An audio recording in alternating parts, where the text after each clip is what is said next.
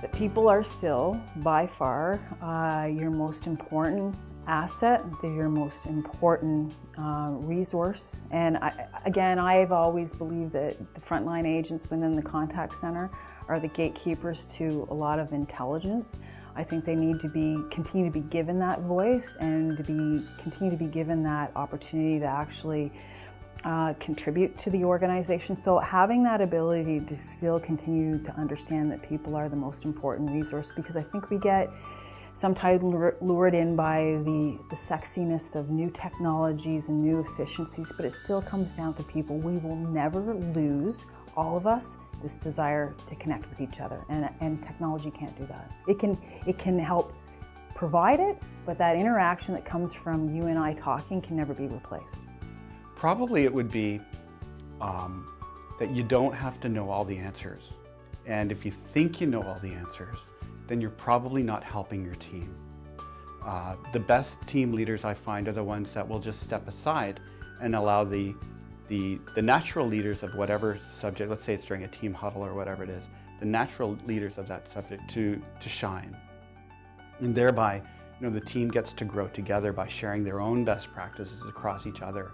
And I think the great coach and the great team leaders are able to facilitate an environment of, not that they know the answers, but the environment of our team together will find the best possible answers. And then it allows the team to develop a bit of a mission statement and a bit of a team identity. I don't want to preach here because I have made every mistake in the book. This is not about me doing anything in a superior way. It's that I learned the hard way that until you can really expose yourself and be who you are and try to drop those walls, even though I know that somewhat sounds intuitive, it's very hard to do. It's very hard as a leader, especially a young leader, to feel comfortable to expose your weaknesses. But that takes the most strength of all, is exposing your weaknesses. And so when you can be vulnerable and be honest about who you are and be real with your team, you afford yourself an immense amount of grace with them to make mistakes and still have a loyal team who want to follow. I think what's really important is to build the relationship of trust. When you think about two people helping each other learn and grow, it's a collaborative something. The problem is a lot of leaders, especially frontline leaders, think they have to know everything. And the reality is that their direct reports are learning at a faster rate than they could ever learn because they're not doing the job every day. So the question is, how do I provide value? So there's an assertion that I have to provide value through knowledge, when actually what you have to be able to do is facilitate self-discovery. If I work with you, Sangeeta, and we identify your strengths and identify your opportunities, and we work collaboratively to a plan to help you with your opportunities, and then, I help you with your own self-assessment, own self-discovery, with not just what could be improved, but the solutions. That's really where, is important. And I always say, you can't argue with yourself, so that's why self-discovery is really great. And the skill of the coach is to be able to be that facilitator.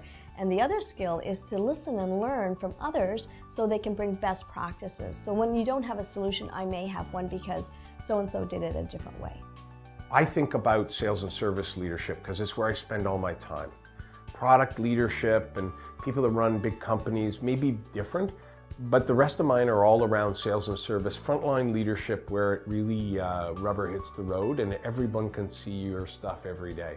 And so authenticity and energy first. The second I would say is around incredibly consistent, reliably consistent I would say. And that's with values that you would espouse.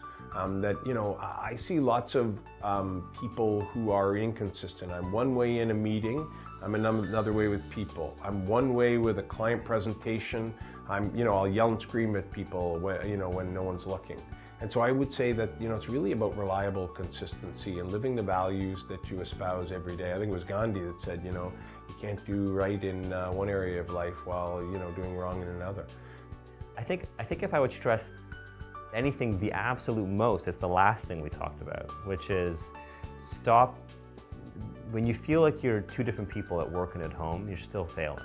So, that's what I would say to any young leader is what I mentioned before, not being afraid to be yourself.